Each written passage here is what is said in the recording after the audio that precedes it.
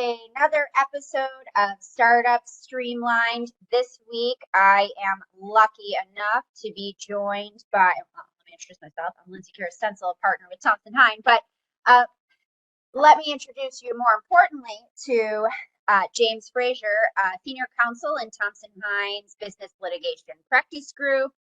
Jim is a former Associate Chief Counsel for Litigation for the U.S. Food and Drug Administration, the FDA, and focuses his practice on FDA-related regulatory matters, litigation, and transactions.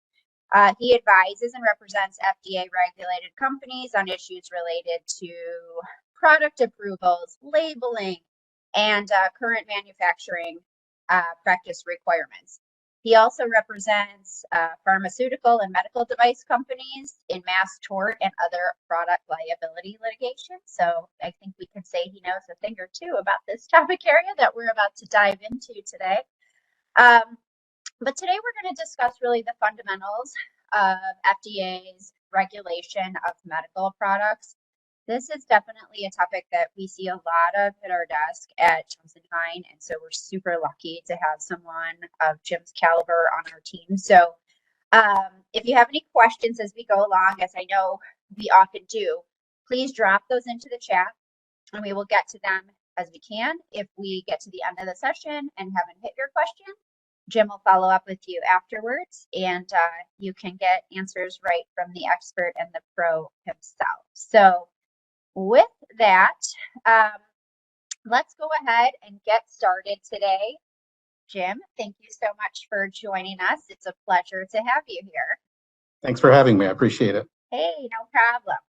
So I was super excited when you reached out and said, hey, I'm newer at the firm and this is my practice area and I'd love to do Startup Streamlined. So we're stoked to have you.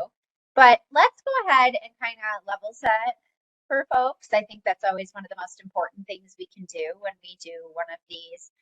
You know, first and foremost, what is the first topic you like to discuss when you meet with a startup or any business that is considering marketing an FDA regulated product?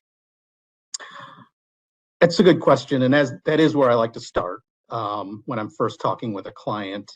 And this is real basic, but what I like to get a good handle on is, you know, what category of FDA regulated products does your product fall into?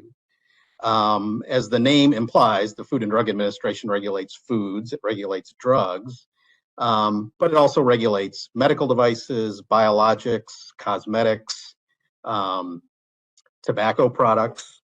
And so normally you would think that that's a pretty straightforward question. You know, is my product a drug or is it something else? But there can be disputes with the agency about what your product is. So an example would be, and this is where some companies sort of get themselves into trouble, is the product a drug or is it a cosmetic?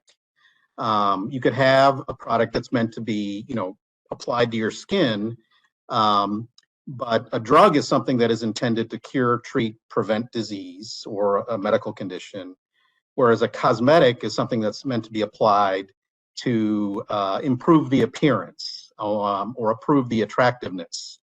So, you know, something that would, for instance, a moisturizer, that the FDA considers to be a cosmetic if you're selling the product to moisturize the skin.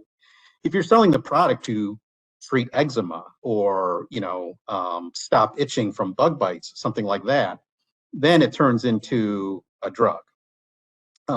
Another big issue with the FDA is the difference between drugs and dietary supplements. Dietary supplements are a type of food. They're regulated as a food.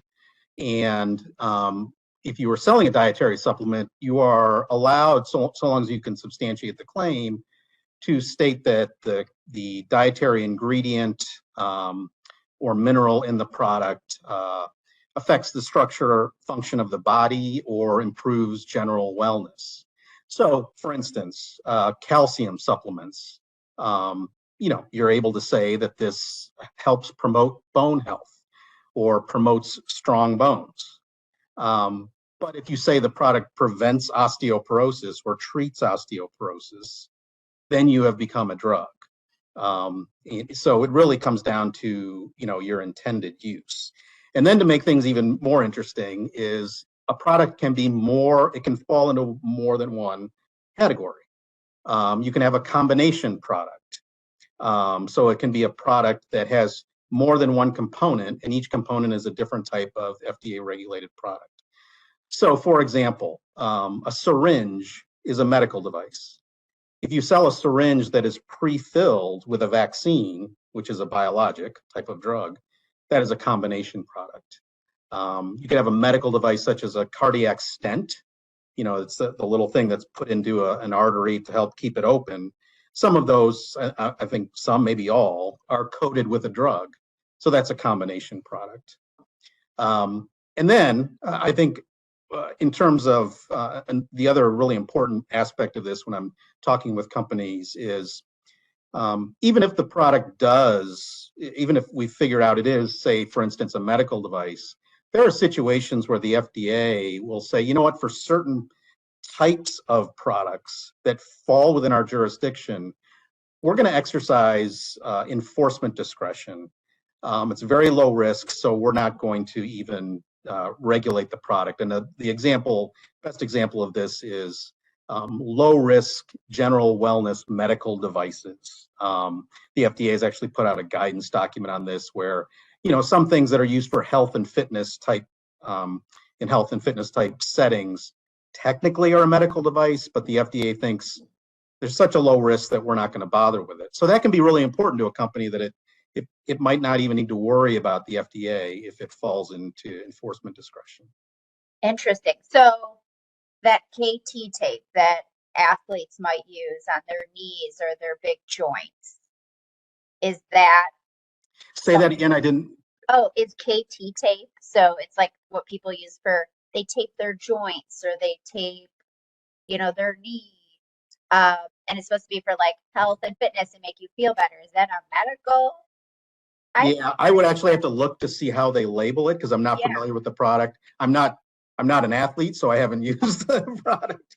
But that's the kind of thing, that's a good question. And it's the kind of thing where when I'm talking with a company, because a lot of it comes down to the intended use. And you can ask, well, how do you figure out what the intended use is?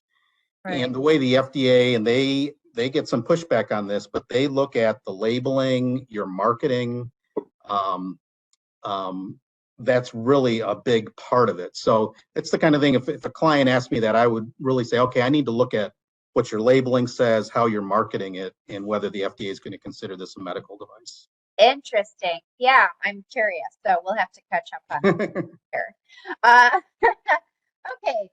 So how then does the FDA's, I think we've sort of started to touch on this, but how does the FDA's classification of a product affect the manner in which the FDA regulates that product? So let's dig deeper into kind of what we were just talking about. If it is a medical device, there's external medical device and there's an implantable medical device. How does the FDA think about these types of things? Sure. So I'll talk about a few different ways that this is going to affect you as you're thinking about developing and marketing a product. So first and foremost, the important differences are whether or not there's an approval requirement, a clearance requirement. So I mentioned dietary supplements and cosmetics. There is no pre-approval process for those products. You have to, for dietary supplements and soon for cosmetics, you have to register them with the FDA, but there is no, application that you submit to the FDA to market your product. That's why, if you're thinking about, well, I'm going to develop a product and maybe I'm going to want it to be a cosmetic, maybe I'm going to want it to be a drug, cosmetic will be easier because most drugs have to go through the new drug approval process. Right. Exception for some OTC drugs, over-the-counter drugs, that gets very complicated. But most drugs, you have to file a new drug application, which is a massive undertaking. It's not something that's done quickly and it's not cheap. Medical devices, the FDA, there are 3 classes of medical devices: class 1, class 2, and class 3. And depending on where your product falls into that, you might not have a pre-approval requirement at all. So pretty basic medical devices like bandages, Band-Aids, things like that are medical devices, but they're so low risk that you don't need to go through approval. Then there are class 2 devices, and I'm oversimplifying here, but you've got to notify the FDA that you're going to sell them, and you have to establish the FDA that it is substantially equivalent to something that's already being legally marketed. So it's more work than a class 1 device. And then a class 3 devices, those are the very complex devices where, just like a drug, you submit an application. It's a massive undertaking, very, very expensive. You have to show with clinical data that it's safe and effective. And then I think I might have mentioned biologics. So biologics are a type of drug. So vaccines are probably the most well-known example, but there are other types. Those technically go through a licensing process. It's actually falls under a different statute than drugs. But still, it's a significant undertaking. So that's one big aspect that I think, people need to, if they're thinking about investing or starting a company that's going to develop a medical product, about how the classification is going to affect the product. And then the second thing is, for drugs and biologics, in certain situations, the FDA can grant something called marketing exclusivity for the product. This is different than patent exclusivity. FDA doesn't really deal with patents. So obviously, if you're developing a product and you can patent it, you're going to want to. But, your patents can always be challenged. And I'm not a patent lawyer, but it's my understanding that, somebody can challenge the patent saying your patent is invalid, or somebody already patented this product or method. But marketing exclusivity, so a brand, a new drug, what we would call a name brand drug, in certain situations, if it meets a standard for something called new chemical exclusivity, you get 5 years of marketing exclusivity. And that means there's a 5-year period where the FDA cannot approve a generic version of your drug. It's a huge benefit to the drug company. Sure. But then once you've lost that exclusivity, and if you're no longer on patent, and maybe you've lost your patent challenge, the FDA can approve a generic drug. That's a generic drug. FDA is finding it's got the same active ingredient and it's therapeutically equivalent. And what that means is that in most, and I think probably all states, when you go to the doctor, he writes you a prescription for a drug, you take it to the pharmacist. The pharmacist is going to fill it with a generic if a generic is available. So that's why a lot of drug companies, once their product has generic competition, they're not making much money at that point. But the reason I bring this up is because I mentioned biologics, and biologics are, again, a type of drug. It's a subcategory of drugs. The law is different for biologics. A biologic, a new biologic, when FDA grants you the license for that product, gets 12 years of marketing exclusivity. So obviously a much longer exclusivity period. And then when that exclusivity period is over, the FDA can approve something called a biosimilar. And a lot of people sort of shorthand say a biosimilar is like a generic version of a biologic product. Kind of. Biosimilar, it's just what the name says. The FDA finds that it's similar to a biologic that's already on the market. But if you are approved as a biosimilar, pharmacists generally are not allowed to just substitute a prescription. So if your doctor gives you a prescription for the original biologic product, you take it to the doctor cannot fill it with the biosimilar without the doctor's permission. The FDA can determine that your biologic is something called interchangeable. That's a higher standard. To date, the last time I checked, the FDA has found only one biosimilar product to be interchangeable. What that means is if you are a biologic, you're on the market, and even if 12 years down the road, a competitor gets a biosimilar approved, you're not facing the same kind of competition that you're facing from a generic company, because at the end of the day, doctors, if they're still writing down your name on the script, the pharmacist is going to fill the prescription with your product.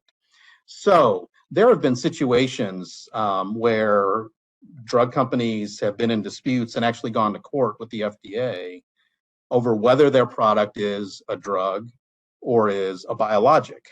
And the reason for that is that a biologic is facing less competition down the road. So a biologic, is going to be a better business investment for you. So that's the other big thing I think about in terms of how the classification is going to affect how FDA regulates your product.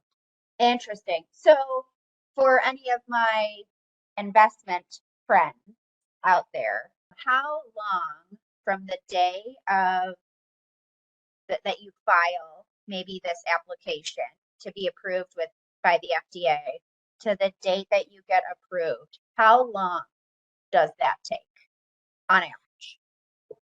I couldn't give you the average, but it's a long process. And let me, to further sort of flesh this out, is the first step with the FDA for a drug or a biologic is not going to be, if it's a new drug, is not going to be just filing your application.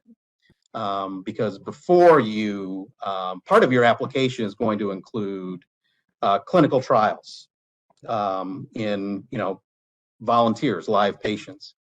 And even to do that, you have to submit what's called an investigational new drug application with the FDA, where they look at your protocols and how you're going to do it. It's a huge undertaking.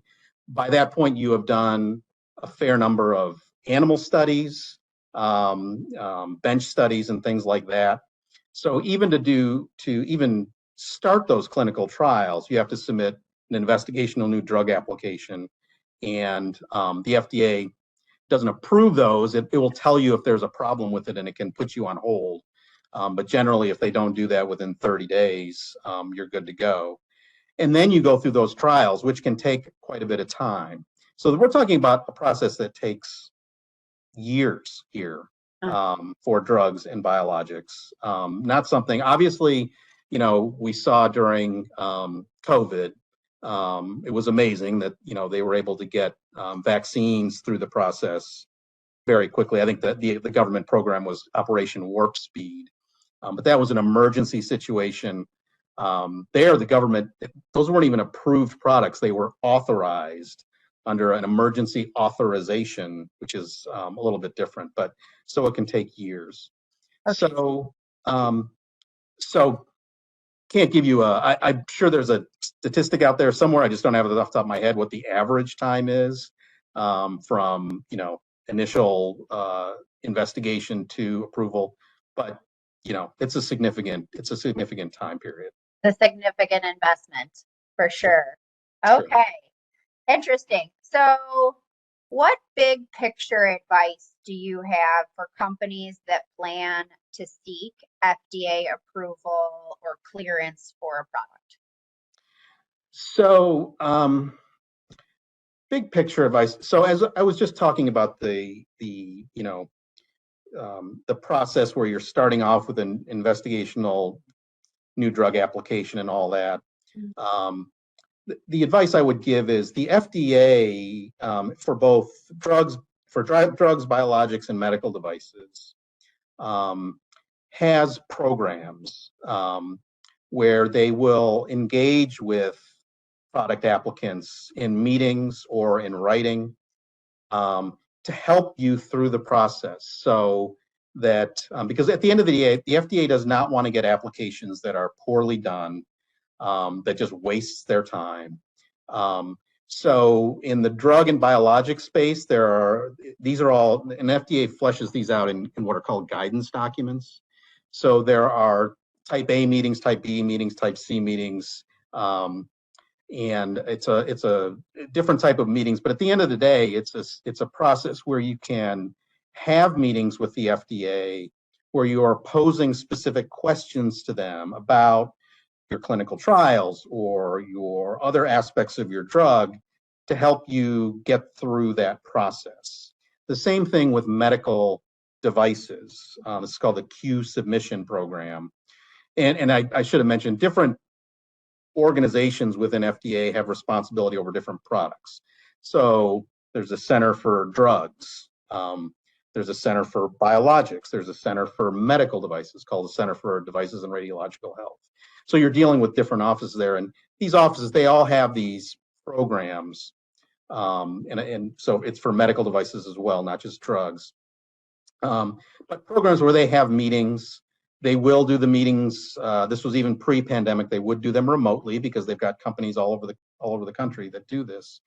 But they are very helpful, and companies that use that process effectively can get better traction.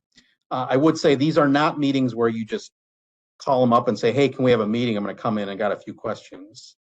They are significant undertakings. You have to submit a significant amount of information in writing to the agency ahead of time, so that the meetings are helpful.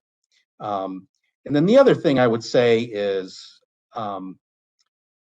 don't be afraid when you're going through these processes to, sometimes the FDA, you will have disagreements with them on particular issues. And this is one of the things I really dealt a lot with when I was at the agency, is disputes between the agency and regulated industry. And they, at the FDA, if you are professional and you are able to explain why you think they should do something differently, why the regulation supports you, doesn't support them, people in the agency will change their mind. I saw that while I was in the agency. I've helped clients with that since I've left the agency and been in private practice. So you may, want to get frustrated when you run into the first roadblocks, but there are methods for going through the agency. There's dispute resolution processes within the agency to get you moving.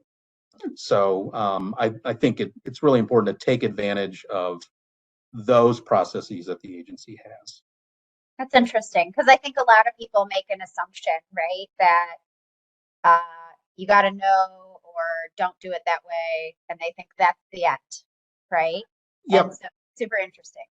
I think that's right. And I had a client recently ask, it's a drug company, and they were going to submit something to the FDA, said that was going to tell the FDA, we think you're wrong on this issue. We think you've got the science wrong. And the client asked, is the FDA going to get mad that we did this? And I said, no. I said, what's going to happen is the scientists within the FDA are going to look at it, and their first reaction might be, oh, maybe we've been doing this incorrectly. And maybe we do need to change what we're doing. And the other thing to remember is the agency it's not like one brain.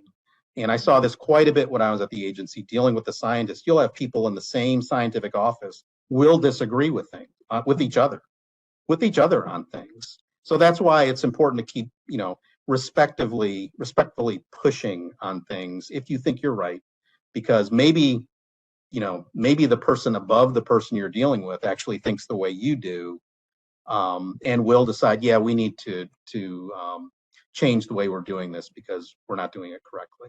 Huh. Super interesting. Yeah. Good to know. So I guess one of the last questions for today is going to be, what significant FDA issues will companies need to deal with once their product is in the market? So we've talked a lot about approval. What happens when it's in the market? What issues do we have to deal with there? Sure. So once you're on the market, and this is for even products that don't require pre-market approval. So cosmetics, foods, there are requirements for you to report information to the FDA, and other things like that. So one of the things I dealt with when I was at the agency was enforcement matters, where the FDA was taking some sort of action against a company because it wasn't complying with the law. And those tend to fall into two buckets. One is, violation of what are called current good manufacturing practice regulations.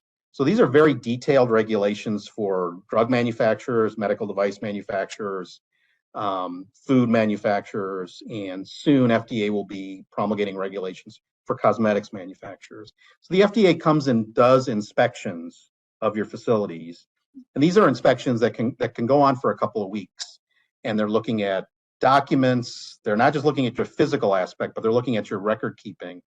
And if significant problems are found, the FDA can issue a warning letter to you. The first step is to actually issue what's called a 483, which is sort of a citation. But a citation or a warning letter, which, there's no fine that goes along with those, but they can be released to the public. A 483 can be released through a FOIA request. And FDA puts most of its warning letters on its website, so it's bad publicity for you.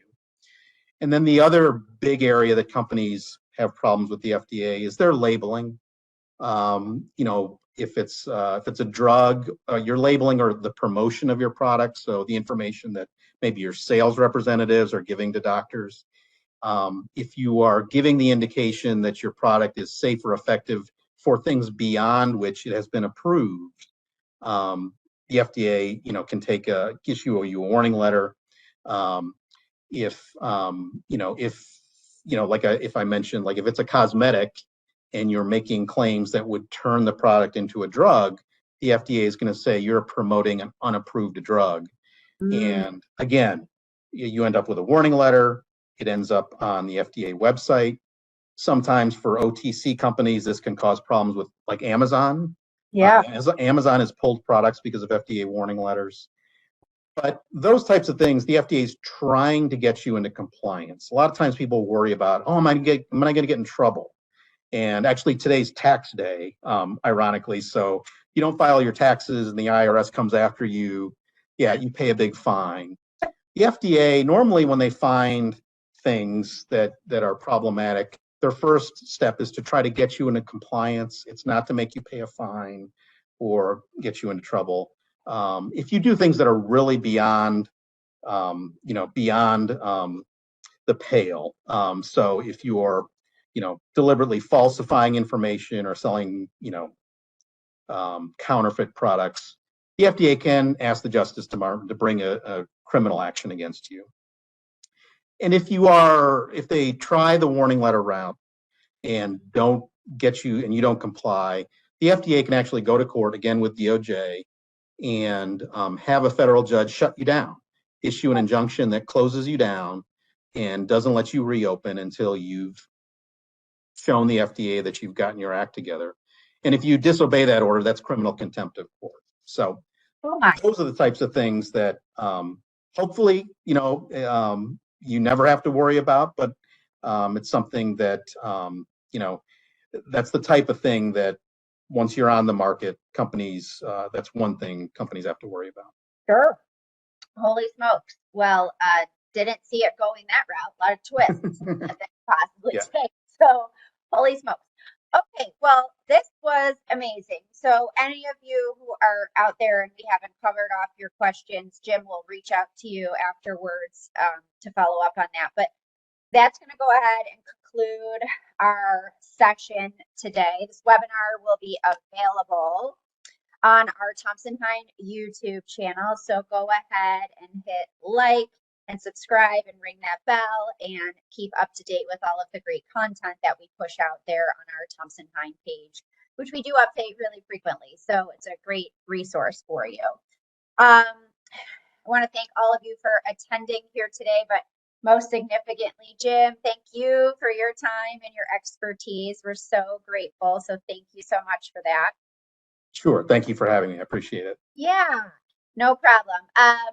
We're super grateful. And for all of you out there, you'll be prompted at the end of this with a brief survey. It's like 3 questions about topics that you might want to hear more about like Jim's topic here, which has always been a hot one. So with that, we bid you adieu, and we will see you again next month when we talk about all things government contracting. So go make it a great day, and we'll see you next month.